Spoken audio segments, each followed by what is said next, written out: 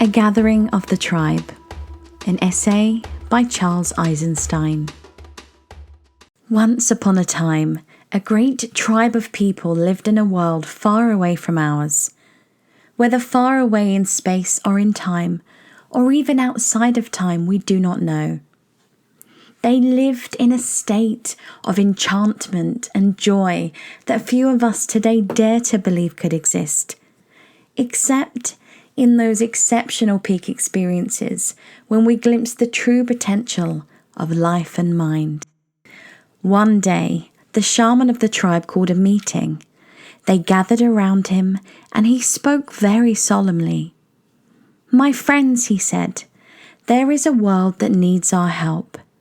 It is called Earth, and its fate hangs in the balance. Its humans have reached a critical point in their collective birthing, and they will be stillborn without our help. Who would like to volunteer for a mission to this time and place and render service to humanity?" "Tell us more about this mission," they asked. "I'm glad you ask, because it is no small thing. I will put you into a deep, deep trance, so complete that you will forget who you are. You will live a human life, and in the beginning, you will completely forget your origins. You will forget even our language and your own true name. You will be separated from the wonder and beauty of our world and from the love that bathes us all. You will miss it deeply, yet you will not know what it is you are missing. You will only remember the love and beauty that we know to be normal as a longing in your heart. Your memory will take the form of an intuitive knowledge as you plunge into the painfully marred earth that a more beautiful world is possible. As you grow up in that world, your knowledge will be under constant assault. You will be told in a million ways that a world of destruction, violence, drudgery, anxiety, and degradation is normal. You may go through a time when you are completely alone, with no allies to affirm your knowledge of a more beautiful world. You may plunge into a depth of despair that we, in our world of light, cannot imagine. But no matter what, a spark of knowledge will never leave you.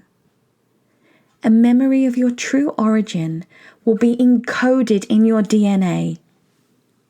That spark will lie within you, inextinguishable, until one day it is awakened. You see, even though you will feel for a time utterly alone, you will not be alone. I will send you assistance, help that you will experience as miraculous, experiences that you will describe as transcendent.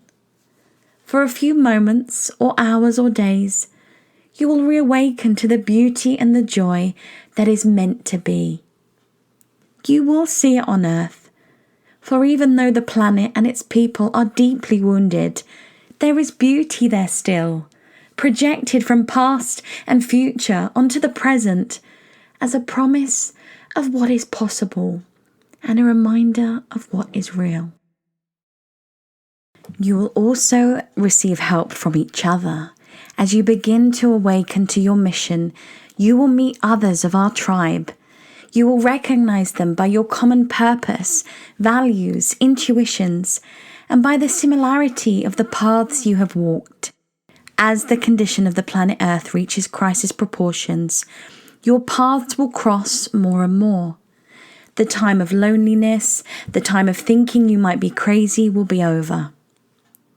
You will find the people of your tribe all over the earth and become aware of them through the long-distance communication technologies used on that planet. But the real shift, the real quickening, will happen in face-to-face gatherings, in special places on Earth. When many of you gather together, you will launch a new stage on your journey, a journey which, I assure you, will end where it began. Then the mission that lay unconscious within you will flower into consciousness. Your intuitive rebellion against the world presented to you as normal will become an explicit quest to create a more beautiful one. In the time of loneliness, you will always be seeking to reassure yourself that you're not crazy. You will do that by telling people all about what's wrong with the world, and you will feel a sense of betrayal when they don't listen to you.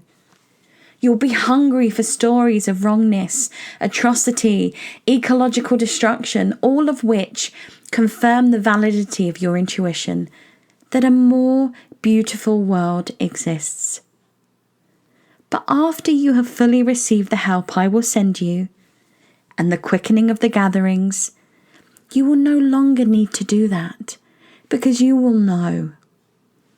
Your energy will thereafter turn actively toward creating that more beautiful world.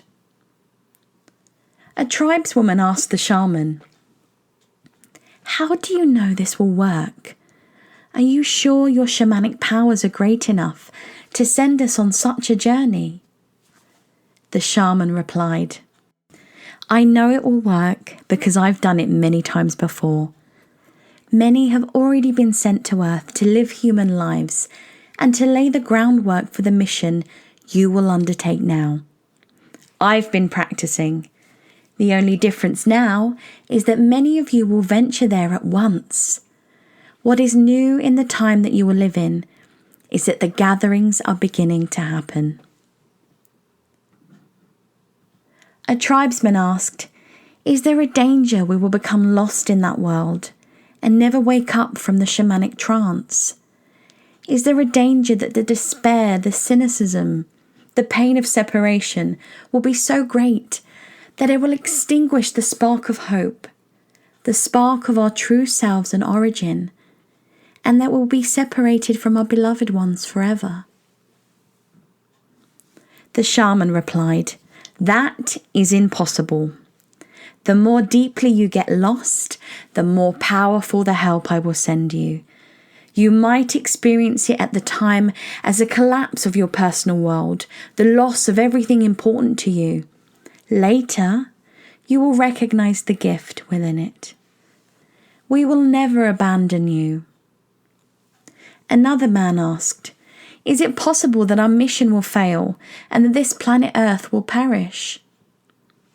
The shaman replied, "I will answer your question with a paradox. It is impossible that your mission will fail, yet its success hangs on your own actions. The fate of the world is in your hands."